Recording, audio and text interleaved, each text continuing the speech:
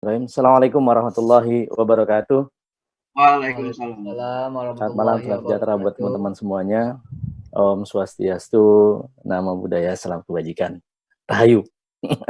Jadi begini, ketika saya dihubungi sama Bung Fajar untuk bicara tentang geopolitik dalam konteks COVID, itu saya sih sebenarnya COVID, oke, fine. Terus konstelasinya politik internasional, oke, menarik. Tapi ketika bicara tentang Pancasila, ini sebenarnya dua kamar yang berbeda. Jadi artinya kalau bicara Pancasila ya Pancasila, geopolitik. Tapi terus kemudian akhirnya saya coba berpikir bahwa sebenarnya tidak berbeda. Ini satu kesatuan yang tidak bisa dipisahkan. Karena ketika bicara sejarah perjalanan Indonesia, yang menariknya itu adalah pertanyaan pertama ketika para pendiri bangsa itu sidang, seperti yang sudah dijelaskan oleh Bang Ruli tadi, pertanyaan dari Dr. Rajiman Widodiningrat itu ya cuma satu. Tuan-tuan sebelum kita mulai, ini apa nih yang mau kita buat? Ibarat seperti membuat sebuah rumah harus ada dasarnya, gitu. Lalu terus kemudian pertanyaannya lanjutannya adalah dasarnya apa? Saya membayangkan pada saat itu semua peserta sidang itu melangut. Apa ya dasar yang mau kita buat dengan berbagai macam suku, bangsa dan sebagainya. Tapi saya akan potong sejarah itu. Karena suka atau tidak suka sebelum bicara tentang Pancasila, kok kayaknya kalau bicara Pancasila itu ya begitu respon orang-orang. Berat banget cuy. Gile lu. Bahasannya nggak ada yang lebih ringan apa? Nah, jadi artinya ini sebenarnya membuat beberapa teman-teman ya termasuk saya itu agak tertantang untuk oke, kita oprek-oprek. Sebenarnya ada nggak sih sebenarnya tafsiran Pancasila yang sangat mudah dimengerti? Karena jujur aja, saya dulu ketika kuliah memang termasuk orang yang agak keras bicara tentang Pancasila dan kewiraan terutama. Karena waktu itu kan memang ada upaya penolakan dari mahasiswa terhadap doktrinasi gitu ya, yang dibuat oleh BP7. Tapi terlepas daripada itu adalah akhirnya memang ternyata persoalannya adalah persoalan cara menyampaikan. Ketika saya masih usia-usia mahasiswa SMA, nggak peduli itu apa Pancasila. Pancasila hanya menjadi sesuatu keharusan buat saya menghafalkan tanpa kemudian saya harus tahu maknanya. Sehingga kemudian membuat saya susah mencernanya. Dan bisa dibayangkan orang tua generasi baru saat ini memasuki era tahun 90-an dan 2000-an adalah orang-orang yang hidup pada masa Orde Baru di mana memahami Pancasila itu secara literal. Tidak ada lagi pembahasan tafsiran Pancasila yang kemudian lebih membumi. Dicoba dibuat oleh BP7 misalnya dengan butir-butir Pancasila yang 36, saya dulu sempat hafal dan ikut lomba loh dan menang. Tapi tetap sih nggak paham itu apa gitu loh. Lalu terus kemudian akhirnya mencoba untuk membuat tulisan-tulisan tentang Pancasila, sejujurnya saya nggak paham Pancasila ngapain sih sebenarnya. Sampai terus kemudian sesungguhnya saya paham itu ketika saya sekolah dapat beasiswa, lalu kemudian saya sekolah 7 tahun di Perancis itu menarik. Ada seorang profesor waktu itu ada ulang tahun AFRAS itu Persatuan Peneliti Asia ya, itu seperancis mereka ulang tahun, FAO.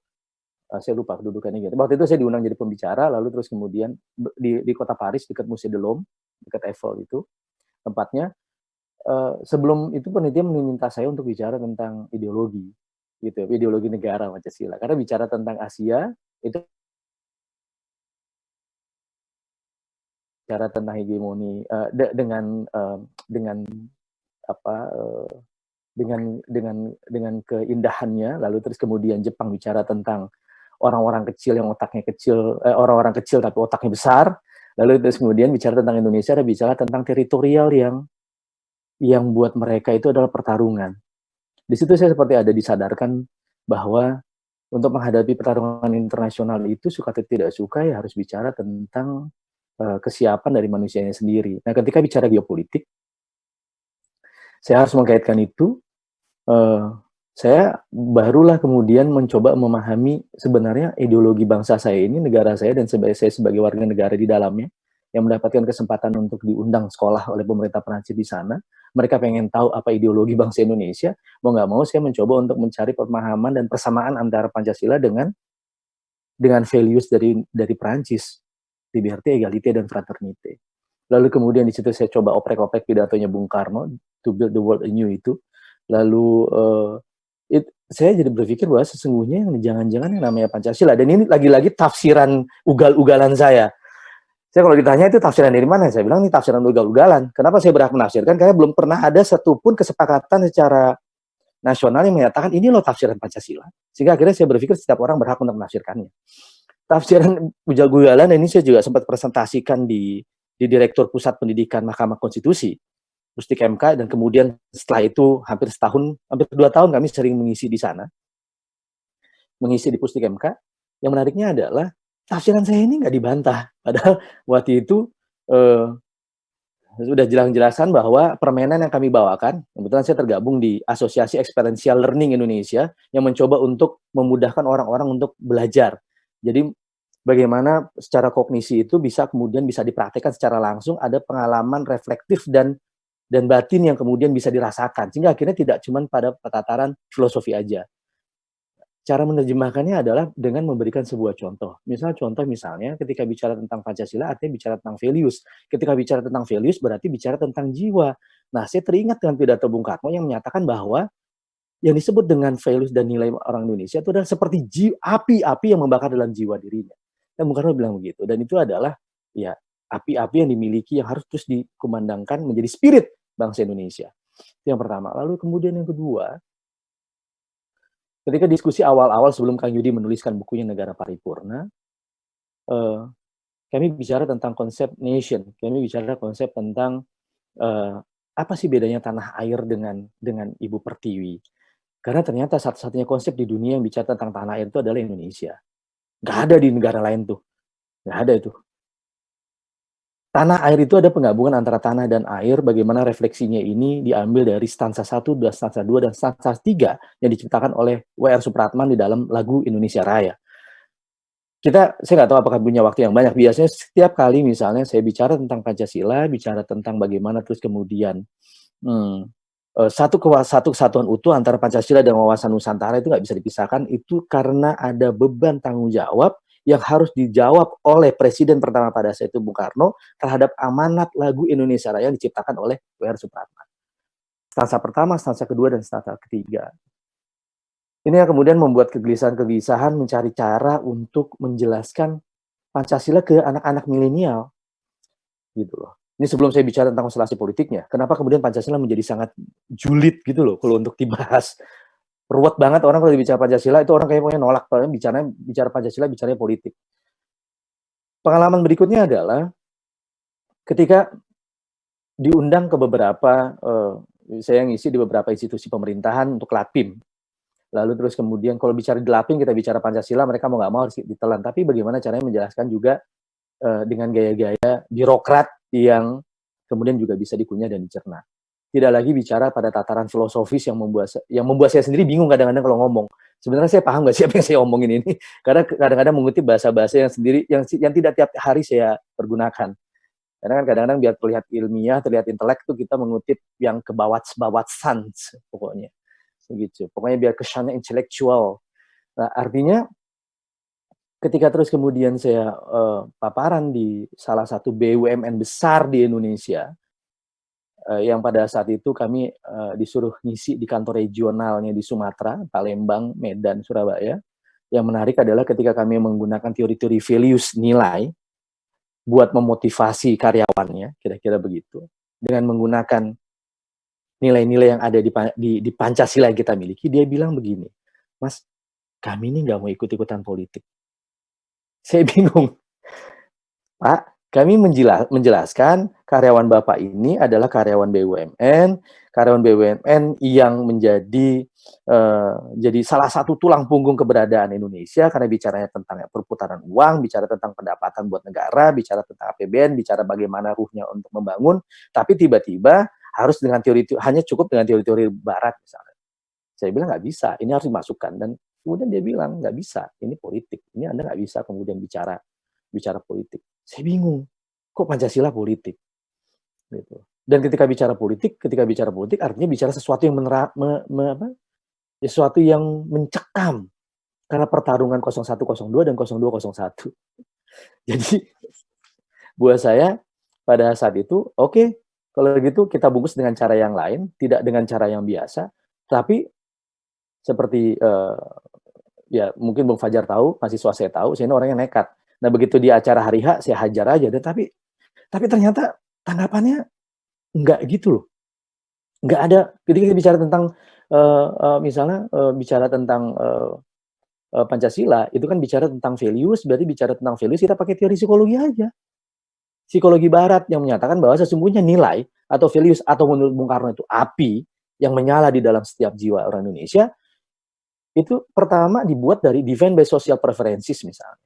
Lalu kemudian yang kedua, saya nggak akan ulas nih karena ini kita nggak bicara tentang ideologi, bicara tentang politik internasional. Tapi buat saya ini sebagai pengantar saja bahwa sesungguhnya itu udah built in di dalam diri orang Indonesia. Yang kedua, adapt from surrounding. Yang ketiga, adopt by choosing which the most acceptable. Saya nggak bahas teori psikologi ini, tapi yang jelas ini semua memenuhi unsur apa yang disebut dengan values yang dimiliki setiap orang. Orang Jawa punya values-nya sendiri, orang Sunda punya values-nya sendiri, orang Sumatera punya values-nya sendiri, lalu terus kemudian orang Bugis punya values-nya sendiri. Kita sebutkan semua bangsa-bangsa yang dengan ikhlas mengecilkan dirinya menjadi suku untuk menjadi sebuah bangsa bernama bangsa Indonesia, mereka punya values-nya. Pertanyaannya adalah, adakah reposisi dari values masing-masing bangsa ini ketika menjadi bangsa yang sama, yaitu bangsa Indonesia? Ada. Dan itu ternyata tertanam di diri setiap orang Indonesia. Inilah yang kemudian akhirnya ketika pertama regimen Widyodiningrat ini bicara tentang apa dasar bangsa Indonesia, hampir semua pendiri bangsa pada saat itu flashback terhadap sejarah ratusan bahkan ribuan tahun bangsa ini. Sehingga akhirnya terus kemudian terumuskanlah, dan kita tahu sejarahnya, ada yang bisa menyatakan ini adalah filosofi ground flag seperti Bung Karno, ada yang Bung Karno sendiri bilang ini seperti Lead Star lah, bintang yang menuntun, dan banyak sekali istilah-istilah itu, sehingga akhirnya perdebatannya terhenti pada bagaimana mengimplementasikan Pancasila. Dan bahkan konon kabarnya ada salah satu buku tadi saya cari-cari, saya sempat baca, di situ ada tulisan yang menyatakan Bung Karno itu sampai terakhir itu bingung juga menentukan urutan-urutannya loh. Di tahun kalau nggak salah itu tahun 60-an beliau itu juga bingung. Apakah tetap ini ketuhanan yang Maha Esa nomor 1, setelah nomor 1 itu nomor 2-nya kemanusiaan kah, ataukah gotong royong dulu kah? Karena Anda bisa bayangkan ketika kemudian Pancasila ini diperas menjadi satu, menjadi gotong royong, artinya ketika bicara gotong royong, itu masuk pada sila ketiga tafsiran ugal-ugalan saya. Dan contohnya adalah bagaimana persahabatan antara I.J. Kasimo dengan Ustadz Prawoto Mangkusasmito. Yang satu Partai Katolik Indonesia, yang satu adalah Partai Masyumi dan Ketua PP Muhammadiyah. Sehingga aku sudah cerita tentang ini karena teman-teman jauh lebih paham dengan saya. Tapi buat saya adalah kenapa terus kemudian ini menjadi sangat penting, Pancasila menakutkan dibahas tentang Pancasila karena persoalan-persoalan bagaimana cara menyampaikannya. Mungkin yang sekarang bukan formulanya adalah formula bagaimana terus kemudian menjadikan Pancasila sebagai sesatu-satunya asas tunggal, bukan. Tetapi kemudian memberikan kesadaran kepada anak generasi sekarang, dan kita juga tentunya, bahwa yang namanya Pancasila ini adalah sesuatu yang memang dibutuhkan sebagai pemersatu bangsa. Sebagai pemersatu bangsa, gitu loh. Kenapa saya menggunakan pemersatu bangsa? Karena sempat jadi trending Twitter. Gitu loh. Trending Twitter, Direktur TVRI, ahli pemersatu bangsa, yang saya berpikir ketika nanti dia jadi direktur, saya berharap dia bisa menyatukan bangsa, tetapi tidak dengan pemahaman dia ketika di Twitternya itu, tapi dengan pemahaman bagaimana caranya menerjemahkan nilai-nilai Pancasila. Misalnya. Nah, ketika bicara Pancasila sebagai api, bicara values, bicara gotong royong, kalau ditarik lagi kepada ajaran agama, ya ini akhlak. Gitu.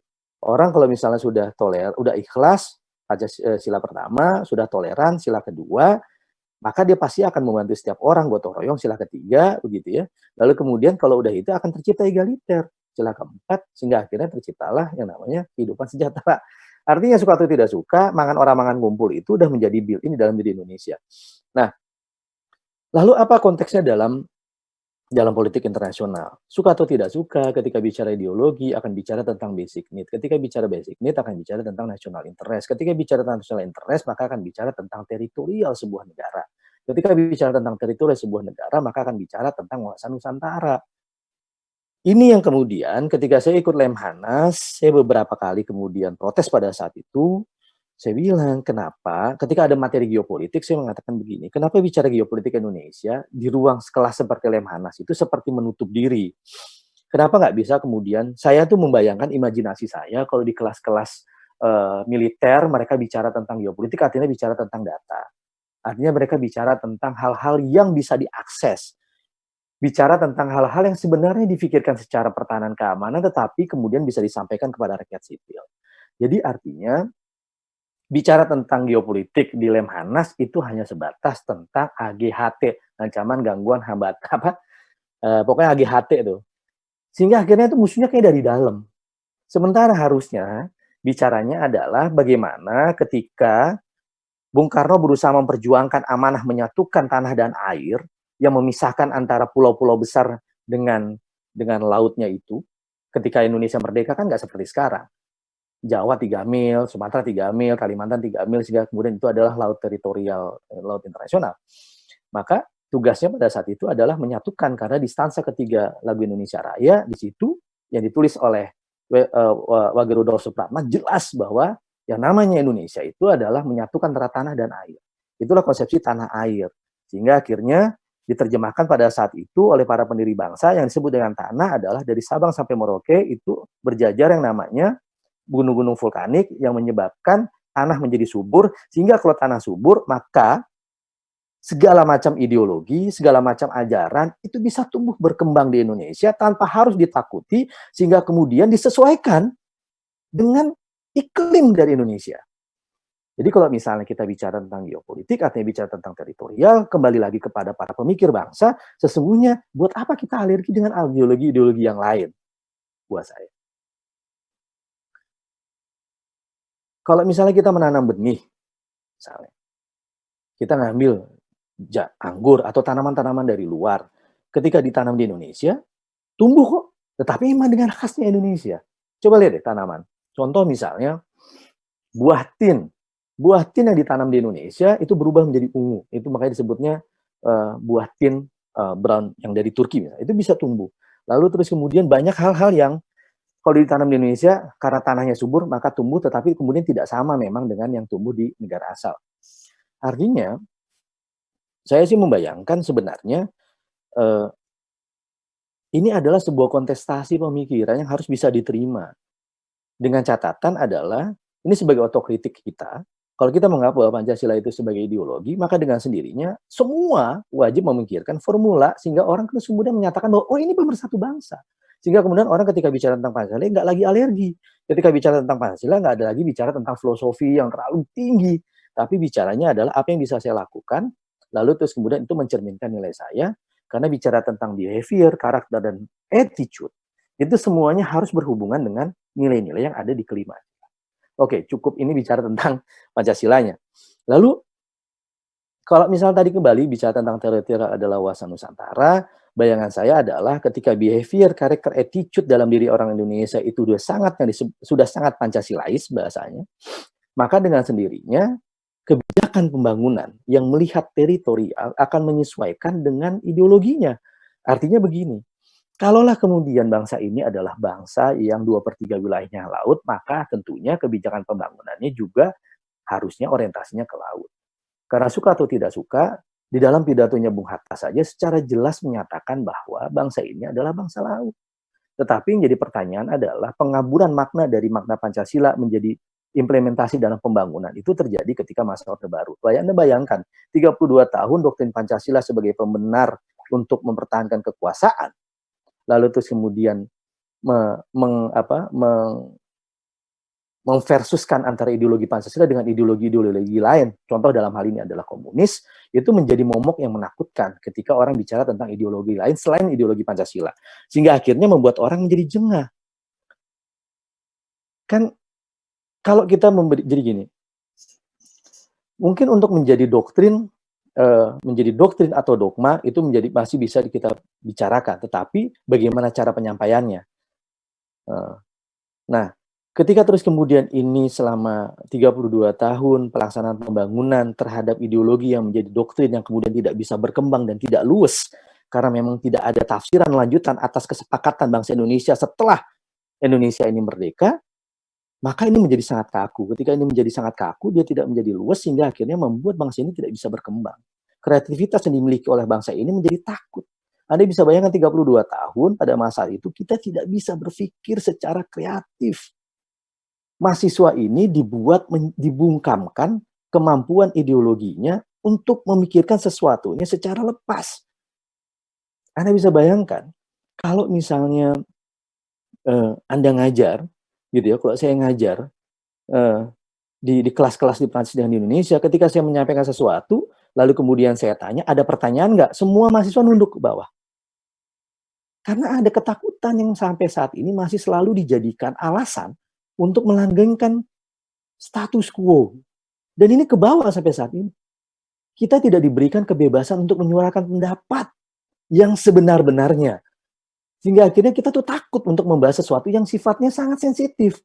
Padahal untuk menciptakan manusia yang sangat kreatif, Anda diberikan kesempatan untuk tidak bicara antara outside the box atau yang ada inside the box. Sehingga akhirnya there is no box yang harus dilakukan. Ini yang kemudian terjadi ketika di Lemhanas membahas geopolitik, bicara tentang inward looking. Segala sesuatu yang mengancam di dalam. Bukankah yang di dalam itu adalah orang-orang Indonesia sendiri? Gitu. Sementara pertarungannya adalah di luar pagar rumah kita. Pertarungan itu di luar pagar rumah kita loh. Kalaulah kemudian pada saat itu Indonesia berhasil menyatukan antara tanah dan airnya menjadi negara kesatuan Republik Indonesia, lalu kemudian menambah 200 mil, seharusnya yang harus dibicarakan sekarang adalah bagaimana membahas yang di 200 mil, yang di luar 200 mil. Lalu kemudian kita membahas apa yang terjadi di langit, di udara Indonesia. Bukankah hukum laut internasional itu mencakup dari dasar sampai ke atasnya? Tetapi kita nggak pernah membahas ini. Saya sering bicara di kelas ketika bicara geopolitik, artinya bicara tentang kedaulatan. Ketika bicara tentang kedaulatan karena bicara teritorial, maka kita bicara contoh nyata, nggak usah jauh-jauh, Flat Information Region di Indonesia Barat, itu yang megang siapa? Indonesia atau Singapura?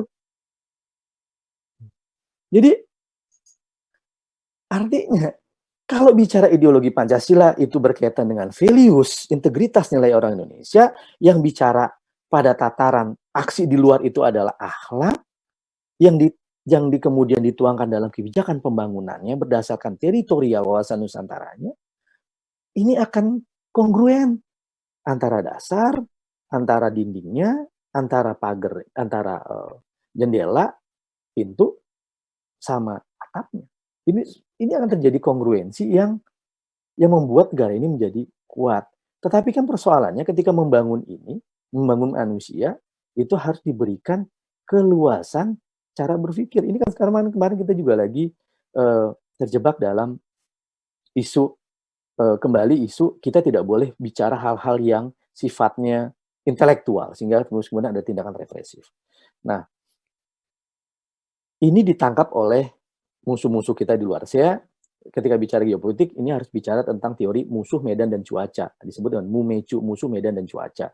Sehingga akhirnya konsepsi pembangunan kita itu harus bicara tentang security, bicara tentang kebebasan, freedom, kita bicara tentang penegakan hukum dan keadilan, lalu kemudian kita bicara tentang kesejahteraan.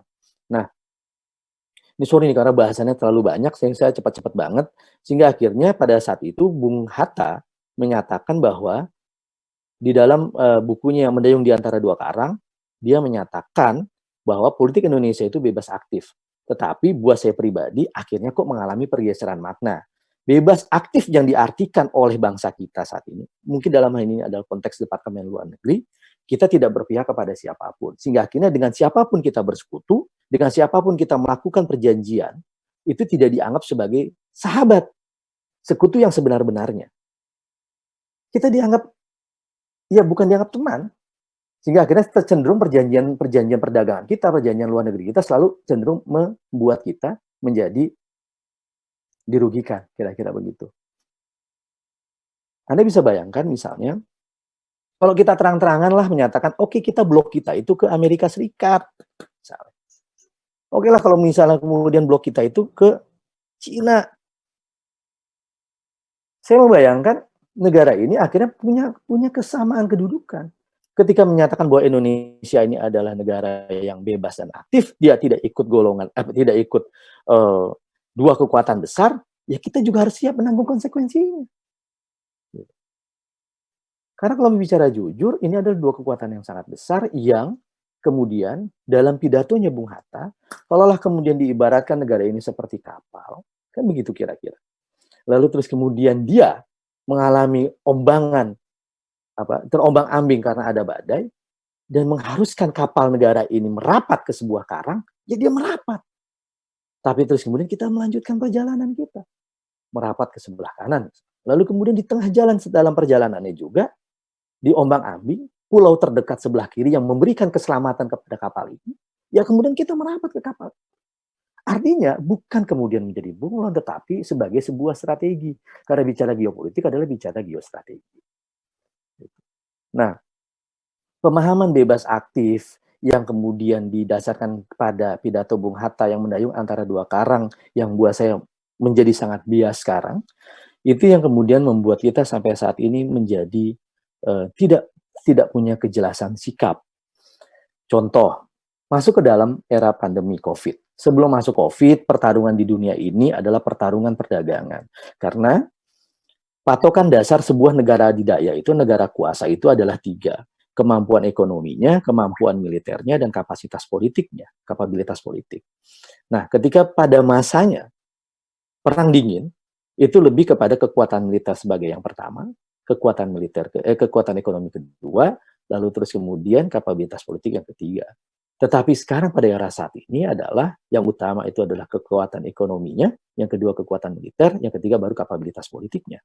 Ketika bicara kekuatan ekonomi, sampai sejauh mana sebenarnya harga tawar Indonesia di kekuatan ekonomi? Kita punya yang namanya teritorial, kita punya yang namanya sumber daya alam, yang kemudian dikonversi sebagai kekayaan alam menjadi kekuatan ekonomi. Pertanyaannya adalah, sudahkah yang 200 mil zona ekonomi eksklusif kita itu dimanfaatkan, atau justru seharusnya kita memperjuangkan, memanfaatkan yang di luar dari 200 mil zona ekonomi eksklusif. Itu dulu. Yang kedua adalah, kalau misalnya kita tidak punya kekuatan militer yang sangat kuat, pertanyaan berikutnya adalah, dalam ilmu geopolitik dan ilmu hubungan internasional itu ada yang disebut dengan aliansi. Kita tidak punya aliansi yang jelas loh. Aliansi kita. Jadi teori aliansi itu adalah antara strong state dengan weak state, strong state dengan strong state, atau weak state dengan weak state. Pertanyaan saya adalah, ASEAN itu apa? Di organisasi apa? Paguyubankah? Atau organisasi yang satu sama lain saling menghormati, hanya karena persoalan sama-sama di satu kawasan, sehingga menciptakan perdamaian di kawasan sendiri, tanpa peduli kalau negara ASEAN itu sedang kesusahan. Contoh yang paling nyata adalah di COVID ini ada KTT ASEAN. KTT ASEAN dihadiri oleh Pak Jokowi. Anda bisa bayangkan KTT ASEAN, kesepakatan ASEAN itu yang menyatakan bahwa ada 9 butir komitmen bersama ASEAN Plus 3 tangani COVID-19, bertukar informasi, itu nggak terjadi. Memperkuat kapasitas nasional dan kawasan untuk mempersiapkan dan merespon pandemi, itu nggak terjadi. Mempertimbangkan pembentukan pasukan cadangan medis penting, itu nggak terjadi.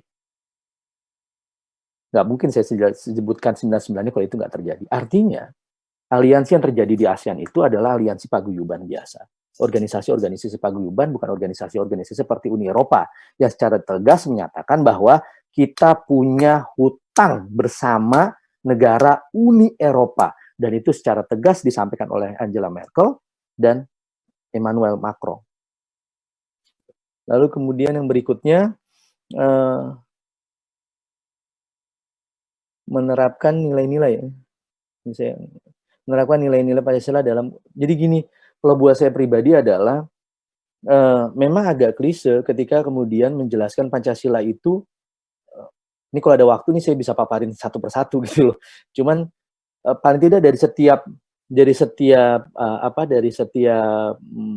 silanya itu bisa dijelaskan dengan penjelasan yang sangat mudah, dengan permainan bisa terhadap anak-anak sekarang. Lalu kepada masyarakat juga. Ini kan sebenarnya Pancasila ini adalah gotong royong atau akhlak saling membantu, dan saya pikir justru seperti saya bilang tadi, jangan-jangan nih COVID ini blessing in disguise nih. Tanpa disadari, pertunjukan nilai-nilai Pancasila itu muncul sekarang. Orang yang gotong royong, orang yang kemudian tiba-tiba ngasih. Anda bisa bayangkan 85% atau 90% saya lupa. Tiba-tiba semua orang bersedekah membantu. Itu ada penelitian yang kemarin nggak salah saya baca. Ini kan nilai-nilai Pancasila misalnya. Kita nggak lagi bertanya ketika ada orang kecelakaan gitu, kita nggak bertanya sebelum kita nolong, Mas agamanya apa Mas? Kan nggak. Kita nggak pernah tuh nanya begitu. Terus kemudian ada rumah kebakaran, woi kebakaran, terus kemudian kita sama-sama ngambil ember, diisi air, terus kita nanya, dari mana asalnya? Kan enggak. Refleks kita biasanya membantu. Nah, itu adalah nilai-nilai Pancasila yang muncul. Cuman pertanyaannya adalah, pernah nggak kita menggambarkan budi pekerti, gitu ya? Budi pekerti ini diajarkan dari kecil. Contoh, saya ingat banget ketika saya sekolah gitu ya, dapat kesempatan beasiswa sekolah di sana, saya lihat tuh anak-anak PAUD-nya itu sama gurunya itu diajarin tuh jalan gitu loh. Jalan dari sekolah, temanya cuma satu. Temanya adalah kita naik bus. Jangan bisa bayangkan. Jadi anak kecil ini diajarin naik bus, diajarin gimana caranya ngantri, diajarin gimana caranya beli tiket, diajarin bagaimana caranya dia menyapa orang yang menjual tiket, lalu kemudian bagaimana caranya dia menyapa orang-orang ada di sekitar ketika dia naik bus atau ketika sedang menunggu bus, dan dia bagaimana caranya duduk rapih ketika di dalam bus. Dan ketika tidak mendapat duduk, apa yang harus mereka lakukan? Itu semua luar biasa.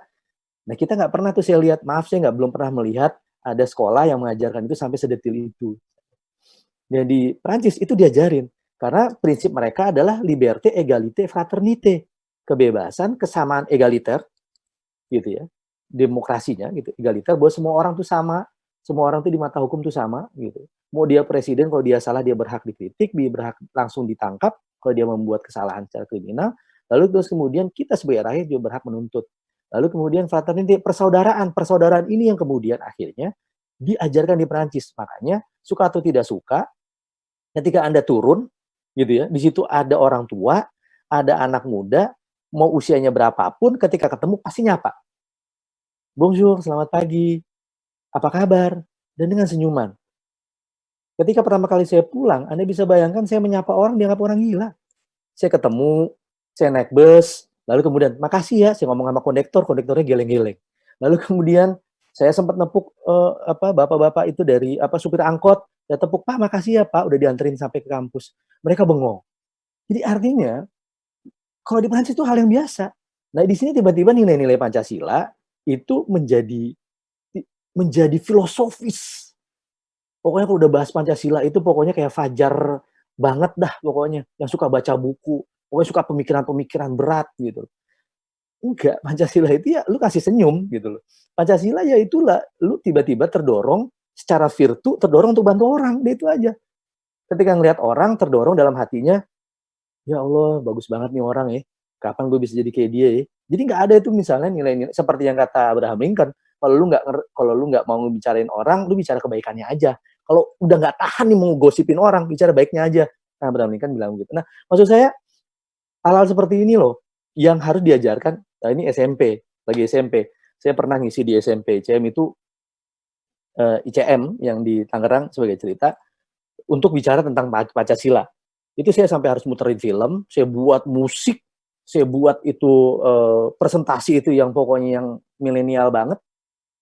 Sampai guru-gurunya itu mengatakan begini, ini belum pernah nih anak-anak ikut seminar yang namanya seminar kebangsaan Pancasila, 2 jam nonstop nggak keluar. Ya karena kita pakai gaya mereka, kita pakai permainan, kita pakai penjelasan dengan penjelasan yang mudah dimengerti, begitu. Buat saya sih itu. Nah, menerapkan nilai-nilainya hal yang paling sangat sederhana buat saya. Makanya saya selalu mengatakan jangan-jangan Pancasila silanya 5 ini rukun Islam. Ya, saya juga nggak tahu. Jangan-jangan ini terinspirasi. Bahkan saya kalau mau agak nakal bilang Karl Marx itu sebelum nulis komunis, jangan-jangan dia terinspirasi sama kisah-kisah Rasulullah. Jangan-jangan. Misalnya, bukan dalam ininya ya, tapi dalam pemakanan filosofi yang menyatakan bahwa semua orang itu ada wajib dibantu, tidak ada lagi pembatasan kelas. Kan Islam menghancurkan semua kelas-kelas yang ada, bahwa sesungguhnya di mata Allah itu semua orang sama. Ya kira gitu. Jadi kalau saya ngeliatnya ke sana, nggak apa-apa, agak-agak liar-liar nakal-nakal dikit nggak apa-apa karena biar seru.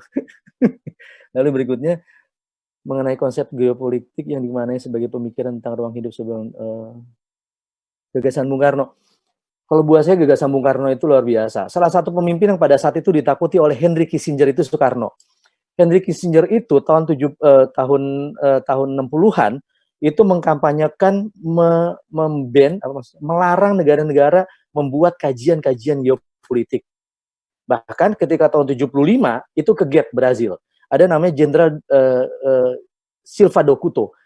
Jenderal Silva da Couto itu membuat kajian geopolitik di negaranya di Brazil untuk pertahanan keamanannya. Dan itu diekspos sama Henry Kissinger yang menyatakan bahwa kajian ini akan ditutup, kira-kira begitu, dan kemudian ini melanggar sumpah perdamaian. Jadi saking alerginya Amerika Serikat terhadap geopolitik. Kenapa? Karena sejarah geopolitik itu ada karena dipergunakan oleh bapak geopolitik modern pada saat itu, Karl Haushofer, yang membuat poin-poin kalaulah Jerman mau menguasai dunia untuk menciptakan perdamaian abadi. Gitu. Jadi orang itu berpikir bahwa perdamaian abadi itu ada kalau semua tuh dunia menjadi satu, kira-kira gitu. Sehingga kemudian harus dikuasai. Dan ini mimpi yang kemudian tercetuslah Perang Dunia Pertama, membuat orang trauma, maka terus kemudian ditangkap oleh Hitler semangat untuk membuat dunia bersatu menjadi damai, tetapi Karl Haushofer sebagai atas pertahanan Jerman pada saat itu, yang bertugas di Jepang menyatakan harus ada kerjasama. Maka dunia ini dibelah menjadi dua. Berdasarkan sejarah pembagian pada saat itu oleh Vatikan penjajahan pada masa abad ke-15-16. Nah, nanti itu kita bahas khusus tentang geopolitik. Artinya, Bung Karno sadar betul bahwa Indonesia perlu konsepsi geopolitik karena stansa ketiga, ingat lagu ini dibuat belum Indonesia merdeka. Tahun 1919 yang belum ada yang namanya bangsa Indonesia. Karena bangsa Indonesia baru ada tahun 1928. Jadi artinya di stansa ketiga dikatakan bahwa Indonesia tanah berseri, tanah yang aku sayangi, Indonesia abadi. Bayangkan, selamatlah rakyatnya, selamatlah putranya, pulaunya, lautnya, semuanya. Padahal pada saat itu, yang namanya negara Indonesia, bangsa Indonesia belum ada. Dan ini yang kemudian membuat Bung Karno gerah